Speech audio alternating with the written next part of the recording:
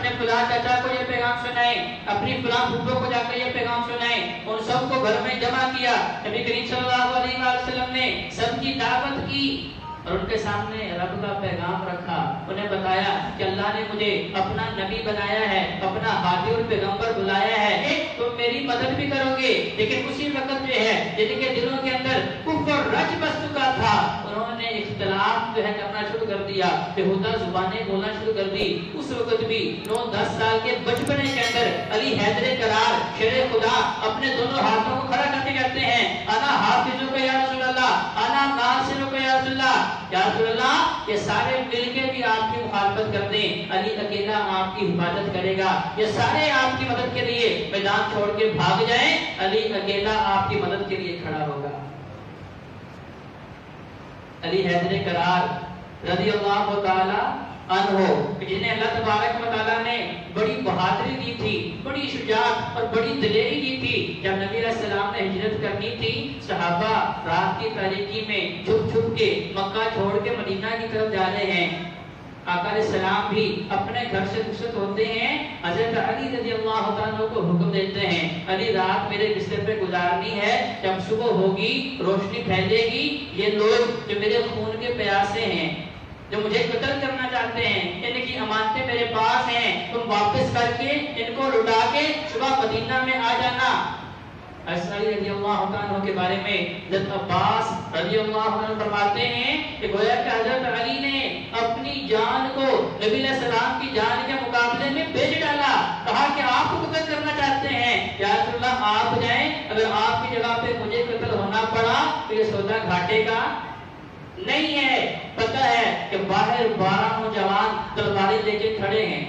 پتھر برسا رہے ہیں، لیکن حضرت علی رضی اللہ عنہ جو ہے نبی علیہ السلام کی کملی اوڑھ کے لیٹے ہوئے ہیں، ابو بکر صدیق آتے ہیں، کہا یا رسول اللہ آپ نے کہا تھا جانا ہے، حضرت علی نے اپنے چہرہ مبارک سے چادر کو ہٹایا، کہا ابو بکر یا رسول اللہ جو نبی کریم صلی اللہ علیہ وسلم ہیں وہ میرے میمون مقام پہ آپ کا انتظار کر رہے ہیں۔ وہ کہ ابو بکر صدیق کو بھی نہیں پتا تھا، اس معاملے کو اتنا مخفی رکھا گیا اور اتنا پردے میں رکھا گیا کہ نبی کریم صلی اللہ علیہ وسلم میرے معمول میں جاتے ہیں،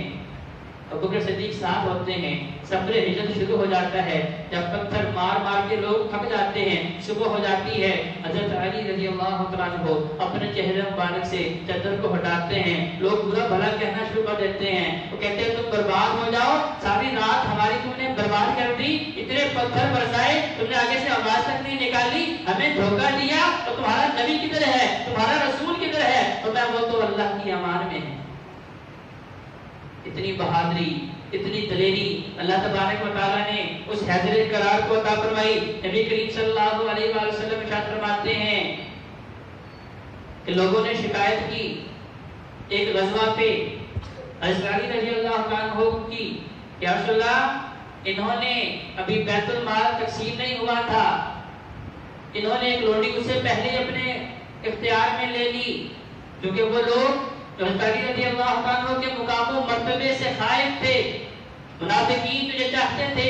کہ جو مقام علی کو حاصل ہے وہ حاصل نہ ہو، کیونکہ دیکھیں آج بھی زمانہ بھی ایسا ہوتا ہے کہ اگر ہمارے دل کے اندر ایمان نہیں، ہمارے دل کے اندر منافقت ہو تو پھر ہم سے بھی کسی کی عزت برداشت نہیں ہوتی، ہم سے بھی کسی کی توقیر برداشت نہیں ہوتی۔ ہم بھی یہ چاہتے ہیں کہ بس پورے گاؤں میں میرے نام کے چرچے ہونے چاہیے، ہر زبان پہ میرا نام ہونا چاہیے، میرے نام کے لیے واہ واہ بلے بلے ہونے چاہیے۔ تو لوگوں نے صحابہ نے آ کے شکایت لگائی تو نبی علیہ السلام نے فرمایا لوگوں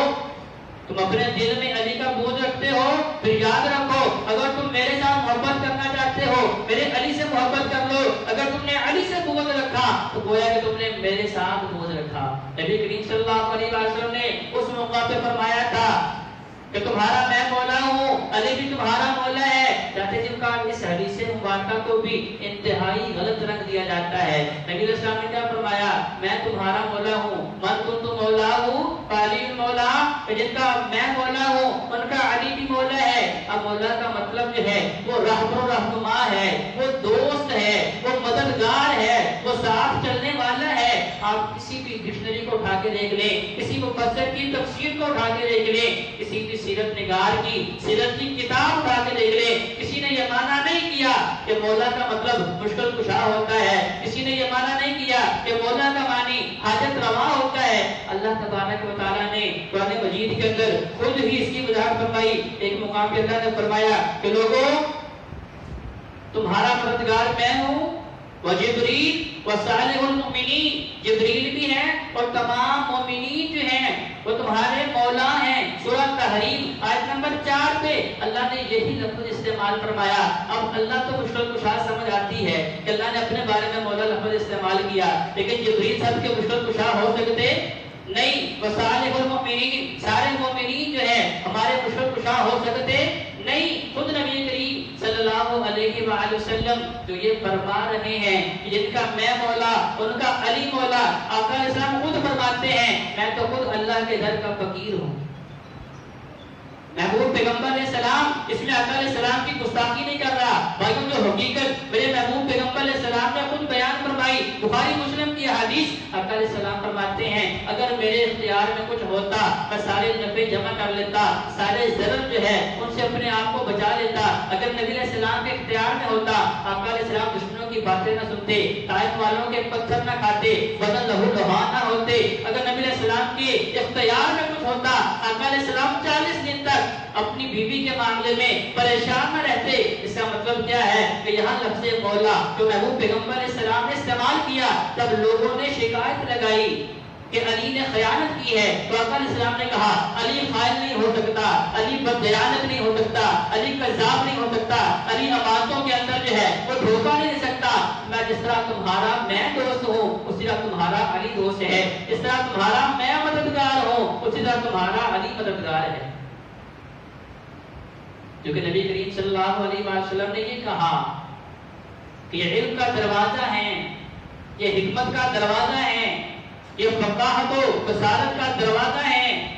اس کے ذریعے اللہ تبارک و تعالیٰ نے اس دین اسلام کو پھیلانا ہے. یہ ساری فضیلتیں درست ہیں, لیکن حضرت جی وقار میرے محبوب پیغمبر کے فرمان کا جو معنی میرے محبوب پیغمبر نے صحابہ کو سمجھایا وہی سمجھیں گے تو یہ دین کی خدمت ہے. اگر اپنی مرضی سے ان الفاظ کا اپنی مرضی سے معنی بیان کریں گے پھر دیکھ لیجئے وہ سارے لوگ آج نمازوں سے آ رہی ہیں, وہ سارے لوگ آج طہارت سے آ رہی ہیں, وہ سارے لوگ آج مساجد سے آ رہی ہیں, وہ سارے لوگ جو ہیں میرے محبوب پیغمبر علیہ السلام کی سنت سے آ رہی ہیں. حضرت علی رضی اللہ عنہ فاتح خیبر, نبی کریم صلی اللہ علیہ وسلم نے کہا کہ یہ خیبر جس کے اندر 8 قلعے ہیں یہودیوں کے, کل انشاءاللہ اللہ کے فضل سے میں ایسے بندے کے ہاتھ میں اس کا علم دوں گا, اس کا جھنڈا دوں گا جس کے ہاتھ کے اوپر اللہ نصرت دے گا, اللہ فتح دے گا. حضرت علی حیدر کرار اس وقت ان کی نگاہوں کے اندر بیماری تھی اور وہ اس قافلے سے کافی پیچھے رہ چکے تھے. جب صبح ہوئی نبی علیہ السلام پوچھ رہے ہیں تو علی کدھر ہے؟ صحابہ نے کہا یا رسول اللہ ان کی آنکھوں میں بیماری ہے اس وجہ سے وہ بھی پہنچے نہیں. نبی علیہ السلام نے انتظار فرمایا, جب علی آتے ہیں آقا علیہ السلام نے اپنا لعاب دہن حضرت علی رضی اللہ عنہ کی آنکھوں پہ لگایا, اللہ تبارک و تعالی نے شفا دے دی. معجزات کا ظہور بھی اللہ کے فضل سے ہوتا ہے. اگر انبیاء مردہ کے اوپر ہاتھ پھیر کے زندہ کرتے ہیں تو یہ نہیں کہتے وہ میرے حکم سے اٹھ جاؤ, بلکہ وہ کہتے ہیں تم بھی باذن اللہ, وہ اللہ کے حکم سے کھڑے ہو جاؤ. اب اللہ تبارک تعالیٰ نے فتح دے دی. اسی طرح مرحب مشہور زمانہ بہت بڑا جنگجو جس کے بارے میں عرب کے اندر معروف و مشہور ہے کہ یہ اکیلا 1000 بندے کے متبادل ہوتا ہے, یہ اکیلا 1000 بندے کے برابر ہوتا ہے. اب جنگ میں نبی کریم صلی اللہ علیہ وآلہ وسلم نے اپنے شیر علی حیدر کرار کو بھیجا. وہ مرحب جو بڑا معروف بڑا مشہور تھا کہتا ہے جو حضرت علی رضی اللہ عنہ کا قد بڑا چھوٹا تھا اور عمر بھی 23 24 25 سال تھی. کہنے لگا بھتیجے جاؤ لوٹ جاؤ, تم میرے مقابلے کا بندہ میرے سامنے لے کے آؤ تاکہ مجھے پتہ چلے میں نے مقابلہ کس کا کرنا ہے. وہ کہا آج مقابلہ ہوگا تو کائنات یاد رکھے گی کہ مرحب کا مقابلہ کس کے ساتھ ہوا ہے. اس نے 3-4 مرتبہ کہا, بالآخر کہتا ہے بھائی تم کون ہو؟ کیونکہ اس نے تو کہا تھا کہ میری دھمکیوں کے سامنے تو بڑے بڑے نہیں ٹکتے,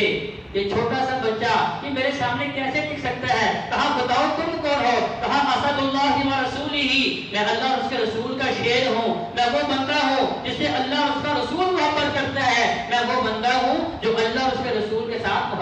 والا ہے. تلوار نکالی، پہلی ضرب کے اندر ہی جو ہے اس کی گردن تن سے جدا کر دی. تو واقعی قیامت تک جو ہے خیبر کا جب بھی تذکرہ ہوگا تو فاتح خیبر حضرت علی رضی اللہ عنہ کی شجاعت کو یاد رکھا جائے گا.